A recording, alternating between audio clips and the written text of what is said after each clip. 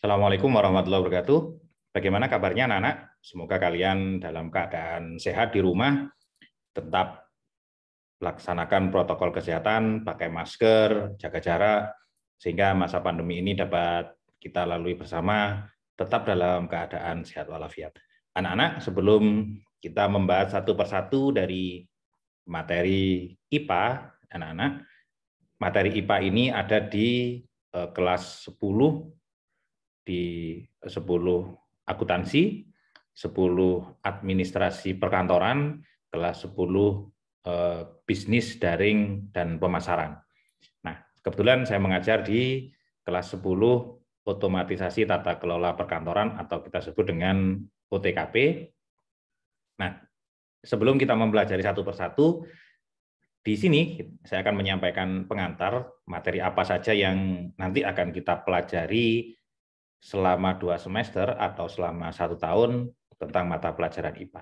Apakah IPA-nya sama dengan IPA yang ada di SMP? Kita akan langsung lihat. Yang pertama adalah tentang gejala alam biotik dan abiotik. Ya, di sini nanti sebenarnya ini sudah kita pelajari, sudah kalian pelajari di SMP, yaitu di IPA terpadu sebutannya. Salah satunya adalah materi ini. Yang kedua adalah mitigasi bencana. Di sini saya tidak tahu apakah sudah dipelajari di SMP atau tidak. Nanti kita akan belajar bagaimana bencana itu apa dan bagaimana cara mempersiapkan misalnya saat akan terjadi bencana. Nanti akan kita bahas lengkap di mitigasi bencana. Yang selanjutnya adalah tentang materi dan perubahannya. Ini anak-anak sudah dipelajari di IPA, anak-anak. Di materi dan perubahannya biasanya materi ini ada di IPA terpadu yang fisika, tentang materi dan perubahannya. Terus ekosistem dan interaksi, ini ada di IPA terpadu bagian biologi.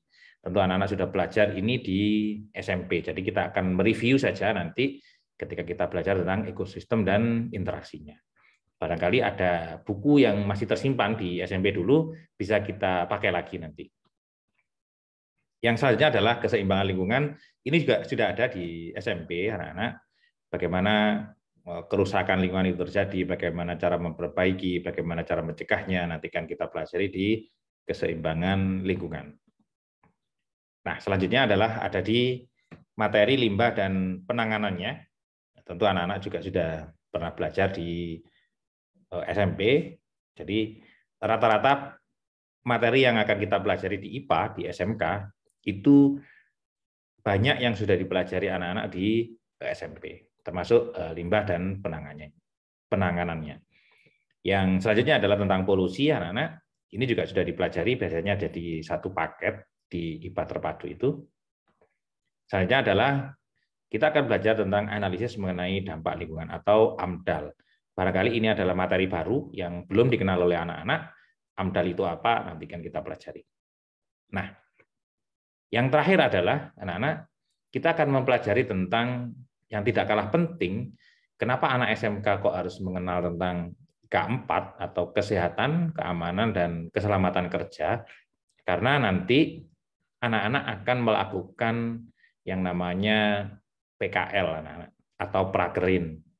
Nanti anak-anak akan semacam bekerja begitu ya, bekerja di yang nanti tempatnya akan ditentukan oleh kaprodinya masing-masing. Jadi misalnya anak OTKP ada di kantor. Nah, ini anak-anak harus mengenal tentang keselamatan, kesehatan dan keamanan dalam bekerja. Tentu ini penting bagi anak SMK. Itu tadi materi-materi yang nanti akan kita pelajari di IPA. Tentu dari sekian banyak materi tadi ada materi yang menarik bagi kamu. Silakan tulis di kolom komentar beserta alasannya. Jangan lupa diberi identitas anak-anak, nama, garis miring kelas, garis miring nomor presensinya, yang nanti akan saya komentari kalau butuh komentar. Ya. Itu saja sebagai pengantar sebelum nanti kita akan mempelajari lebih dalam di materi ilmu pengetahuan alam atau IPA di SMK. Tetap jaga kesehatan, tetap patuhi protokol kesehatan, dan jangan lupa tetap pakai masker ketika keluar rumah dan jaga jarak. Terima kasih. Assalamualaikum warahmatullahi wabarakatuh.